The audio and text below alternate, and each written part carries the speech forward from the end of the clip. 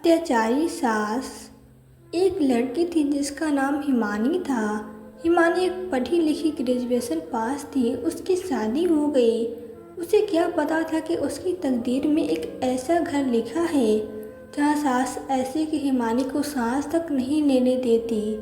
सास के नाम पे मानो शैतान थी, शैतान। अरे ओ हिमानी, ये क्या दिन भर किचन में बर्तनों को रगड़ती रहती है। उठ, यहाँ से घर में मेहमान आने वाले हैं। जा सारे घर की सफाई कर। जी माँ जी, अभी करती हूँ। सारे घर की सफाई करने के बाद हिमानी अपने बेड पर लेटती है। इतनी में सास कहती, ओ हिमानी, कहाँ मन गई तू। हिमानी घबरा कर उठ जाती है। जी माँ जी, मैं सारा काम करने के बाद थोड़ा आराम कर रही थी। अरे करमजली, यही सिखाया है तेरे माँ बाप ने। चल इधर आ, मेरे पैरों में मालिश कर दे। हिमानी के साथ रोज सास का सितम होता रहता है और काम करने के बाद भी जालिम सास हिमानी को आराम नहीं करने देती। फिर एक दिन उसकी पुरानी सहेली रूपा उसके घर आती है। अरे हिमानी, कैसी हो? शादी के बाद बहुत बदल गई हो।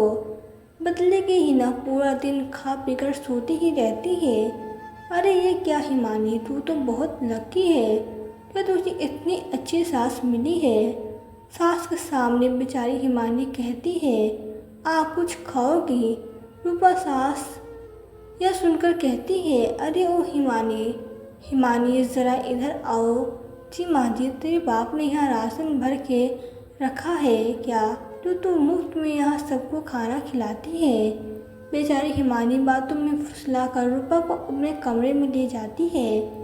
हिमानी, यह क्या, तेरी सास तो बहुत अच्छी है, तेरा कितना ख्याल रखती है। यह सुनकर तो हिमानी रोने लगती है। अरे हिमानी, ये क्या, तू तो रो क्यों रही हो। रूपा, मैं पूरा दिन काम करती हूँ, घर के काम करते करते मेरे हाथ पैर दर्द करते हैं। आधी रात तक माँ जी के पैर की मालिश करती हूँ, फिर भी मेरी सास मुझ पर अत्याचार करती है। कई बार तो वह मुझ पर हाथ भी उठाती है। हिमानी, तुम तो बहुत अत्याचार हो रहा है, तुम ये सब बर्दाश्त मत करो। इतना कहकर रूपा चली जाती है। बेचारी हिमानी रोती रोती अपने बेड पर सो जाती है। इतने में सास की आवाज़ फिर आती है, अरे ओ करमजली, इधर आ, टाइम मिला नहीं कि सो गई। खोरी बेच कर दिन भर सोती ही रहा कर, तू यहाँ नहीं तो क्या। हिमानी घबरा कर उठ कर बाहर आती है। जी माँ जी, ओ महारानी, रात को मेहमान घर पर आने वाले हैं, जाकर खाना बना। और सुन, खाना अच्छा बनाना है, नाक ना कटवा देना। मेरी बेचारी हिमानी थकी हारे किचन में जाकर खाना बना ही रही थी और इतने में उसका हाथ जल जाता है। हिमानी रोती हुई अपनी सास के पास जाती है। अरे क्या हुआ करमजली। माँ जी, देखो मेरा हाथ जल गया, बहुत दर्द हो रहा है, मैं डॉक्टर के पास जाकर आती हूँ। अरे कामचोर, काम करना नहीं तो हाथ जलाने का बहाना बना रही है। जाकर काम कर किचन में। हाँ, बेचारी हिमानी दर्द से कराती सारा खाना बनाती है। अब रात में सारे रिश्तेदार घर आते हैं, सब खाना खाते हैं। छी छी, ये क्या, तुम्हारी बहू ने कैसा खाना बनाया है, जरा भी मज़ा नहीं आया। अच्छा होता हम किसी होटल में खा लेते। हाँ, आज तो तूने सबके सामने मेरी नाक कटवा दी, तुझे मेरे ही नसीब में पड़ना था। रात में अजय घर आता है। सास अपने बेटे को हिमानी की सारी दास्तां सुनाती है। अजय गुस्से में हिमानी से कहता है, क्या तुमने खाना इतना गंदा बनाया, आज तुम्हारी वजह से माँ को कितना कुछ सुनना पड़ा। मैं तो तुम्हारे शादी करके पछता रहा हूँ। और अजय हिमानी को बहुत मारता है। अगले दिन हिमानी अपने कमरे से बाहर आती है। अरे बहू, इधर आ, घर में सब्जी खत्म हो गई है, बाजार जाकर सब्जी लेके आ।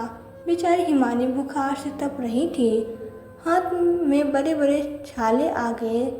माँ जी, मुझे बहुत बुखार है और हाथ में दर्द कर रहा है, मुझे नहीं जाया जाएगा, आप ही लाओ न सब्जी। अरे वहाँ मैडम, हिम्मत तो देखो, तुझे बाजार भेज रही है, जाकर सामान लेकर आ। पता है तुझे कितनी बीमारी हो रही है। हिमानी मार्केट चली जाती है। सब्जियां लेते लेते उसे रूपा मिल जाती है। अरे हिमानी, ये क्या, तुम्हारा हाथ कैसे जल गया? और तूने तो बुखार भी है, फिर तू बाजार आई हो? हिमानी अपनी आंखों में दबे आंसू लेकर बोली, तू मैं क्या करूं? मेरी सास मुझे सांस तक नहीं लेने देती है। अरे हिमानी, वह सब अपनी माँ को क्यों नहीं बताती?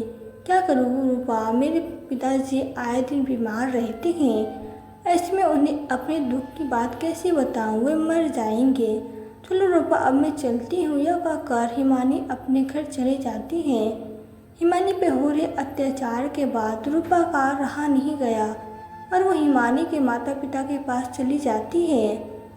हिमानी की माता राधा कहती है, रूपा कैसी हो? बहुत दिन बाद आई हो, सब ठीक है ना?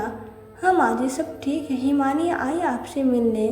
अरे बेटा रूपा, हमारी हिमानी बहुत नसीब वाली है कि उसे इतना अच्छा ससुराल मिला, इतनी अच्छी सास मिली है, उसे बेटी की तरह रखती है। अरे माँ जी, हिमानी पर बहुत अत्याचार हो रहा है। वो सुखी नहीं, बहुत दुखी है। उसकी सास उसको बहुत दुख देती है। रूपा अगली पिछली दास्तां सब सुना देती है। हिमानी के माता पिता यह सब सुनकर गुस्से में आ जाते हैं। वो फौरन हिमानी के ससुराल चले जाते हैं। घर पहुंचते ही राधा हिमानी की सास को बहुत कुछ सुनाती है। तुम हमारी बच्ची पे इतना जुल्म करती हो, तुझे शर्म नहीं आती? एक औरत होकर मेरी भोली भाली बच्ची पे इतना सितम करती हो। बहन जी, तुम यह क्या कह रही हो?